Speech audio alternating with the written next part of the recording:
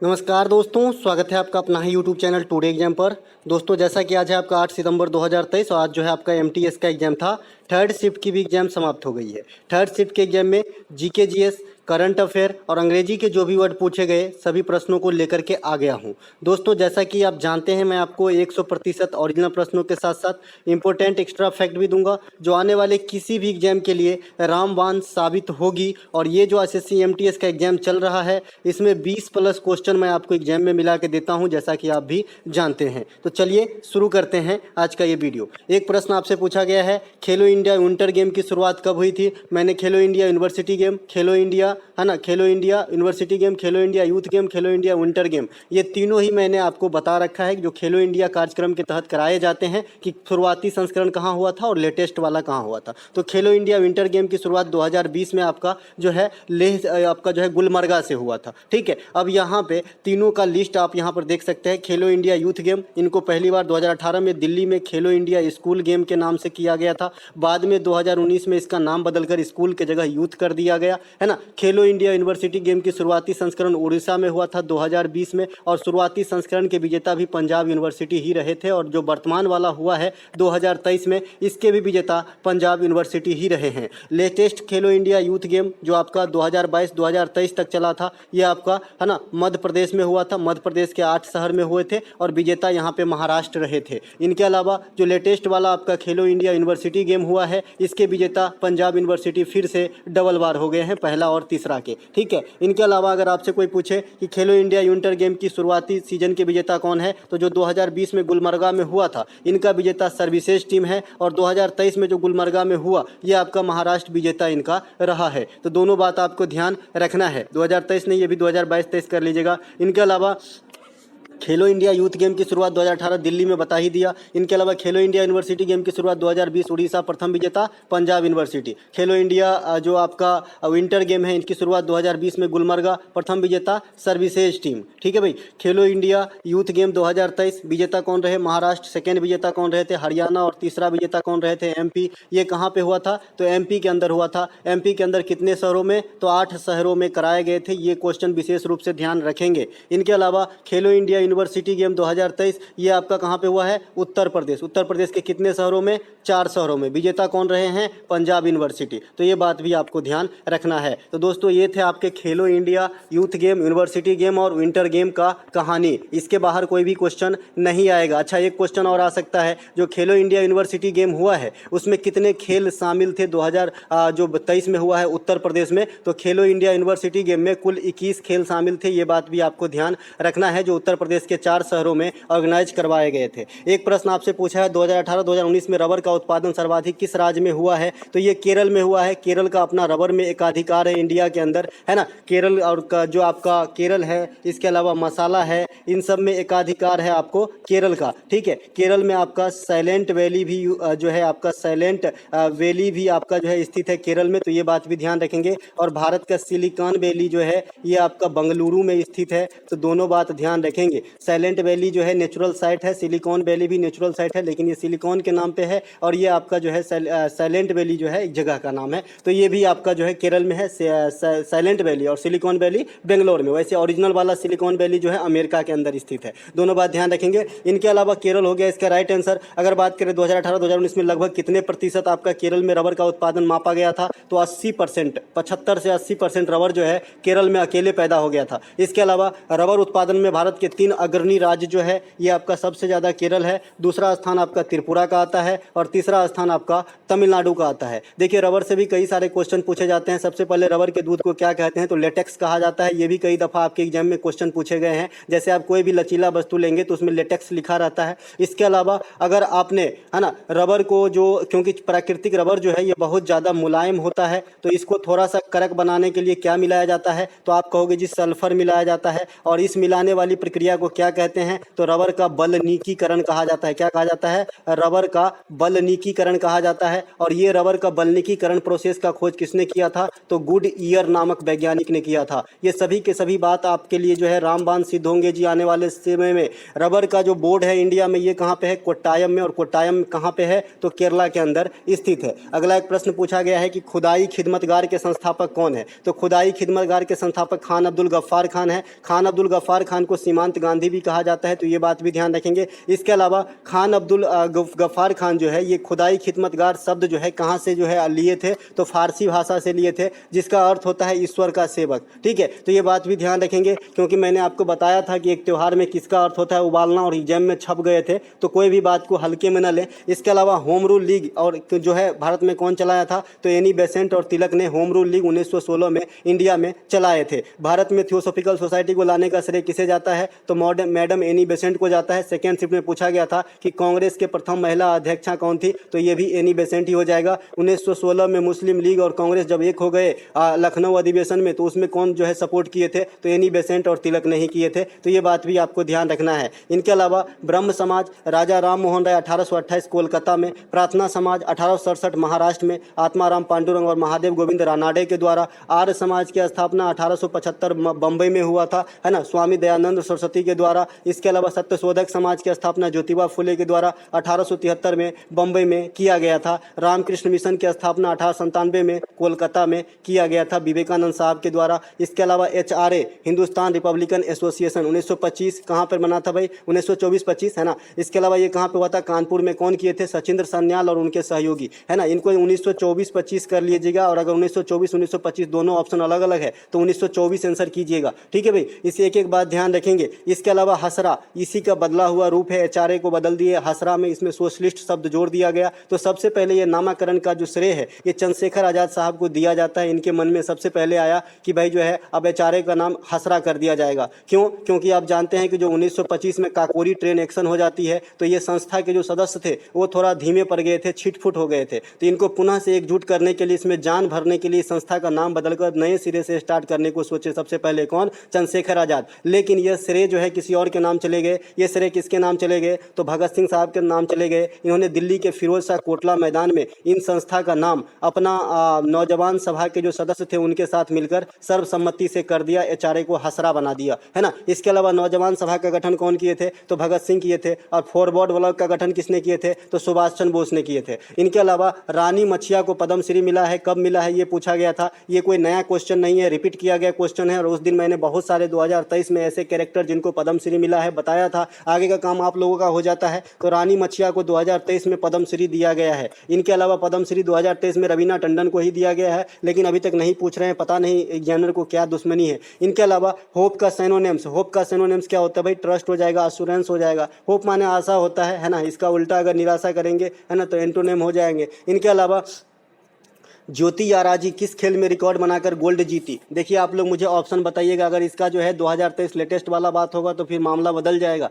लेकिन अगर इनके जो हाल में ये चर्चित हुए थे, क्यों हुए थे? कि महिलाओं के 100 मीटर बाधा दौड़ जो होता है आपका, है ना, हर्डल रेस जो होता है, बाधा दौड़ होता है, उसमें आपका जो है इन्होंने सबसे कम समय 12.79, है ना, सेकेंड में, है ना, इन्होंने 100 मीटर की दौड़ को जो है तय कर लिया था और रिकॉर्ड बनाकर गोल्ड जीती थी। इसके अलावा सोलुंग त्यौहार कहाँ मनाया जाता है ये पूछा गया है। एक बच्चे ने तो ये बताया, दूसरा बच्चा ने लोसांग त्यौहार कहाँ मनाया जाता है ये पूछा, ये बताया है। तो दोनों मैं यहाँ पे बता दूंगा और दोनों बताए हैं। सोलंग पूछा गया होगा तो अरुणाचल प्रदेश आंसर होगा, लोसांग पूछा गया होगा तो सिक्किम आंसर होगा। ठीक है भाई। इसके अलावा अरुणाचल प्रदेश के अन्य त्यौहार में आ जाए तो आपका सोलुंगा हो जाता है, मोपिन हो जाता है, मुखौटा हो जाता है, लोसार हो जाता है और ड्री हो जाता है। ठीक है, ड्री फेस्टिवल आज भी पूछा गया था। इसके अलावा लोसार त्यौहार जो है ये हिमाचल प्रदेश में भी हो जाता है और लद्दाख में भी हो जाता है, अरुणाचल प्रदेश के साथ साथ, क्योंकि ये बौद्ध धर्म से जुड़े हुए त्यौहार हैं, इनको ध्यान रखेंगे। वैसे लोसांग त्यौहार भी बौद्ध धर्म से ही जुड़े हुए हैं। इसके अलावा सिक्किम का प्रमुख त्यौहार कौन सा है? लोसांग है, सागा दावा है। ये कहाँ पे मनाया जाता है? तो सिक्किम के अंदर मनाया जाता है।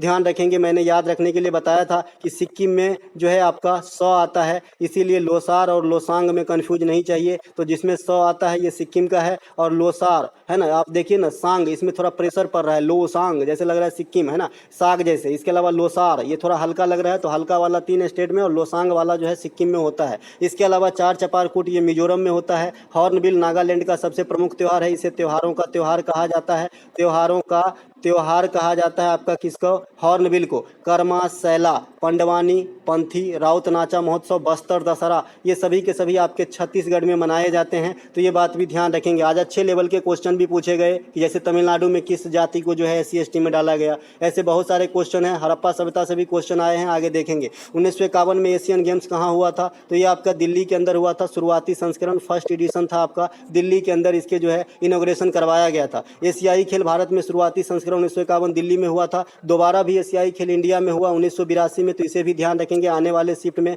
ये क्वेश्चन आपसे पूछा जा सकता है कि भारत में एशियाई खेल दोबारा कब आयोजित करवाए गए? तो 1982 आंसर कीजिएगा। एशियाई खेल 2018 कहाँ पे हुआ है? इंडोनेशिया के अंदर हुआ था, है ना। और एशियाई खेल 2022 जो है ये अभी हुआ नहीं है, होने वाला है। तो ये आपका कहाँ पे होगा? चीन के अंदर होगा, ये डिले हो गया है। इसके अलावा भारत में 2010 में राष्ट्रमंडल खेल का भी आयोजन किया जा चुका है दिल्ली के अंदर, तो ये बात भी आपको ध्यान रखेंगे। ओलंपिक खेल का आयोजन भारत में एक बार भी नहीं हुआ है। हॉकी वर्ल्ड कप 2023 का आयोजन भारत के उड़ीसा में हुआ है। जी विजेता जर्मनी रहा है, उपविजेता बेल्जियम रहा है। सैफ 2023 मैंने 2023 ये आपका कहाँ पे हुआ है? तो सैफ जो है ये आपका चेन्नई में हुआ है, तो ये बात भी आपको ध्यान रखेंगे। इनके अलावा सैफ मेरे ख्याल में बेंगलुरु में हुआ है, एक बार जरा इसको कंफर्म कर लीजिएगा, थोड़ा सा ध्यान से उतर रहा है मेरे, है ना। सैफ 2023 आपका जो है कुवैत को हरा के बेंगलुरु में हुआ है, राइट, बेंगलुरु में हुआ है। इसके अलावा जो आपका एक प्रश्न और पूछा गया है कि कथक नृत्य की उत्पत्ति किस शब्द से हुआ है? कथक नृत्य की उत्पत्ति,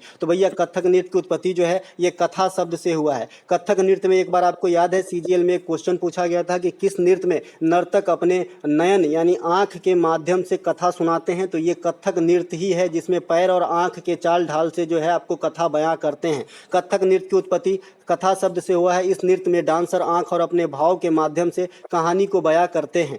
कथक जो है उत्तर भारतीय उत्तर प्रदेश के प्रमुख नृत्य है, एकमात्र शास्त्रीय नृत्य जिसमें हिंदू और इस्लाम धर्म का समावेशन देखा जाता है, क्योंकि इस शास्त्रीय नृत्य को इस्लाम शासक बाजिद अली शाह जो उस समय अवध के नवाब थे, इनका संरक्षण प्राप्त था और उनके महलों में ये नृत्य किया जाता था। इनके अलावा प्रमुख कलाकार पंडित बिरजू महाराज है, सितारा देवी है, आज भी सितारा देवी को पूछा गया था, जिनको है ना नर्तकों की साम्राज्ञी कहे थे कौन? जो है आपका रविंद्रनाथ टैगोर जी, तो ये बात भी ध्यान रखेंगे। इनके अलावा काल बैसाखी क्या है या फिर किस राज्य में आता है? ऐसे प्रश्न आपसे एग्जामिनर ने कर लिया है। तो काल बैसाखी जो है ये बंगाल, झारखंड, बिहार और उड़ीसा, अगर इन चारों में से सिर्फ एक ही ऑप्शन है तो आप बंगाल को चूज करेंगे। अगर ये चारों ऑप्शन दे दिया है तो बंगाल को चूज करना है, क्योंकि बंगाल जो है ओरिजिनेट होने वाला केंद्र है इस काल बैसाखी का। ये क्या होती है काल बैसाखी? कि अप्रैल महीने में है ना तेज प्री मानसून वर्षा आती है, जो दुखदाई वर्षा है, बहुत सारे जो है घाटा लगाता है वहाँ पे। इनके अलावा इसी प्रकार का वर्षा आता है, लेकिन ये सुखदाई वर्षा है, आम्र वर्षा और चेरी ब्लॉसम, जो साउथ के पार्ट में आते हैं और कॉफ़ी के फसल के लिए और आम के फसल के लिए अच्छा होता है। इनके अलावा ये सूटेबल बॉय के लेखक आपसे पूछा गया है। अब ये सूटेबल बॉय, ये सूटेबल गर्ल, ये इनके लेखक कौन है? विक्रम सेठ हैं, तो ये तो काफ़ी कॉमन क्वेश्चन है। ये सूटेबल बॉय, ये सूटेबल गर्ल विक्रम सेठ की प्रमुख पुस्तक है। एन अनसुटेबल बॉय है ना, एक नकारा लड़का, इनके लेखक कौन है भाई? तो ये आपका करण जौहर साहब हैं, तो ये बात भी आपको ध्यान रखना है। इसके अलावा द ईरा ऑफ डार्कनेस मतलब एक अंधेरा का युग, ये लिखा है आपने शशि थरूर के द्वारा लिखा गया है ना। द पैराडॉक्सिकल प्राइम मिनिस्टर भी शशि थरूर ने ही लिखे हैं, तो ये बात भी आपको ध्यान रखना है। पंडित एंड पंडितरी भी शशि थरूर ने ही लिखा है। अम्बेडकर ए लाइफ, अम्बेडकर ए लाइफ, ये पुस्तक भी काफ़ी प्रचलन में रहा था, ये भी आपका शशि थरूर के द्वारा ही लिखा गया है। इसके अलावा मेरे देश की धरती सोना उगले उगले हीरे मोती गीत कौन गाए हैं? तो मेरे देश की धरती सोना उगले उगले हीरे मोती, मेरे देश की धरती इस प्रकार की जो गीत है ये आपका महेंद्र कपूर जी के द्वारा गाया गया गीत है, तो ये बात भी ध्यान रखेंगे। इसके अलावा ये मेरे वतन के लोगों, ये भी आपका राष्ट्रीय गीत है। तो ये मेरे वतन के लोगों तो गाए तो लता मंगेशकर जी हैं, जिनको 2001 में भारत रत्न दिया गया था, अब हमारे बीच नहीं है ना, लेकिन इनको लिखे कौन है? तो आप बताएंगे कवि प्रदीप ने लिखा है। आने वाले शिफ्ट में ये चिटक सकती है। इसके अलावा रघुपति राघव राजा राम, पतित पावन सीताराम। ये गीत जो है ये कौन लिखे हैं, तो ये विष्णु दिगंबर पुलस्कर साहब का गीत है। तो ये बात भी आपको ध्यान रखना है। जो दांडी मार्च 12 मार्च 1930 ईस्वी को जो स्टार्ट किया गया था, तो ये दांडी मार्च के दौरान गाए जाने वाली प्रमुख गीतों में से एक थे। तो ये भी क्वेश्चन आने वाले दिन में एक टॉप मॉडल के क्वेश्चन बनेंगे मेरे दोस्त, मेरे भाई। इसके अलावा एक प्रश्न आपसे पूछा गया है, कल ही बताया हूं कि भूमध्य सागर किस सागर का पार्ट है या फिर किस सागर से निकलती है, तो ये आपका अटलांटिक महासागर हो जाएगी, भूमध्य सागर। इसके अलावा अंडमान सागर, अरब सागर और बंगाल की खाड़ी, ये तीनों के तीनों हिंद महासागर का पार्ट है और इनके अधिकांश भाग जो है इंडिया में ही है। इनके अलावा दक्षिण चीन सागर की बात करेंगे तो ये आपका जो है प्रशांत महासागर का पार्ट हो जाएगा। पांचों महासागर में प्रशांत महासागर सबसे बड़े हैं तथा सबसे छोटा आपका आर्कटिक महासागर है। हिंद महासागर तीसरी सबसे बड़ी महासागर है, दूसरी सबसे बड़ी महासागर अटलांटिक महासागर है। अगर महासागरों की क्रम देखें तो प्रशांत, हिंद, प्रशांत, अटलांटिक, हिंद, इसके अलावा आपका अंटार्कटिक, अंटार्कटिक और फिर इसका आर्कटिक। इस प्रकार से ये पांचों महासागर अपने मतलब अवरोही क्रम में है, सबसे बड़ा से सबसे छोटा। इसके अलावा सबसे गहराई वाला स्थल मरियाना खाई कहाँ स्थित है, तो ये आपका प्रशांत महासागर में ही स्थित है, मरियाना खाई, चैलेंजर गर्त। इसके अलावा एचडीआई रैंकिंग में भारत से नीचे कौन है, ये आपसे पूछ लिया है। ऑप्शन तो नहीं है इस क्वेश्चन के, लेकिन मैंने इसका भी जवाब आपको दे दिया था पहले ही, है ना भाई, कि भारत में पड़ोसी देश में जनरली स्वाभाविक सी बात है कि पड़ोसी देश से ही पूछा होगा, सिंगापुर से थोड़ी पूछा गया भाई, है ना। तो पड़ोसी देश से ही पूछा होगा जिनके सीमा रेखा लगते हैं। तो ह्यूमन डेवलपमेंट इंडेक्स में भारत का स्थान जो करंट वाला है, जो 2021-22 वाला है, ये हमारा मिला है 132वां। 2020-21 में हम थे कितने पे भाई, 131वां पे थे। तो हमारा स्थिति थोड़ा सा गड़बड़ाया है, लगातार दो साल से घटने वाली जो है लगातार एचडीआई में हमारी घटित हुई है। इसके अलावा वर्तमान ह्यूमन डेवलपमेंट इंडेक्स में श्रीलंका का स्थान 73वां है क्राइसिस के बावजूद। इसके अलावा ह्यूमन डेवलपमेंट इंडेक्स में श्रीलंका का स्थान 73, चीन का स्थान 79, बांग्लादेश का स्थान 129, पाकिस्तान का स्थान 161। तो अगर पड़ोसी देश की बात करें तो एक पाकिस्तान और एक नेपाल, इन दोनों का एचडीआई रैंकिंग जो है भारत से खराब है। तो इन दोनों में से कोई एक ऑप्शन आपका हो सकता है। इनके अलावा एचडीआई संयुक्त राष्ट्र संघ के कार्यक्रम UNDP, United National Development Programme के द्वारा निर्धारित की जाती है, जो विश्वव्यापी होती है, 191-192 देश पर लागू किया जाता है जनरली। इनके अलावा राज्य विधानसभा में अधिकतम 2 बैठकों के बीच का अंतर मैक्सिमम सीमा क्या है, तो 6 महीना ही हो सकता है। आप लोग बताइएगा कि इसमें दिन के फॉर्म में दिया था या फिर महीना के फॉर्म में दिया था या फिर ईयर के फॉर्म में दिया था, ठीक है। संसद के 2 सदनों की बैठक भी जो है आपका मैक्सिमम गैप 6 माह से ज़्यादा नहीं हो सकता है, क्योंकि साल में कम से कम 2 बैठक रिक्वायर्ड है। इसके अलावा संसद के ज्वाइंट सीटिंग कौन बुलाते हैं, तो 108 आर्टिकल के थ्रू राष्ट्रपति बुलाते हैं, लेकिन अध्यक्षता स्पीकर के द्वारा